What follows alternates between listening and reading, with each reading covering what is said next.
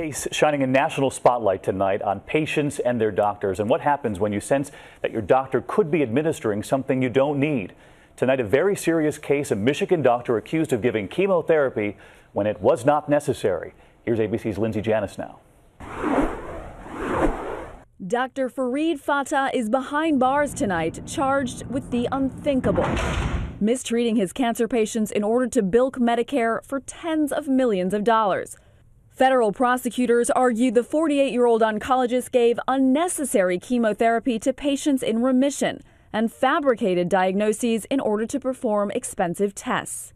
And tonight, relatives of his alleged victims are speaking out. My father, Milton. Jeff Burrs says that when his father didn't respond to chemotherapy, Dr. Fata refused to stop administering the drugs. They were giving my father transfusions in the parking garage area, and what kind of a practice is that? Fata's attorney says his client is innocent. The government has not retained an expert to give an opinion that there was a mistreatment or misdiagnosis or unnecessary tests given to any patient.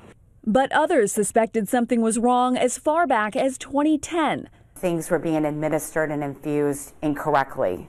Cancer nurse Angela Swantek says she first complained to investigators after observing employees at Dr. Fata's clinic. To know that a doctor could have potentially brought your death on sooner is sickening. A year later, Michigan's licensing board told her it could not prove any violations and closed the file.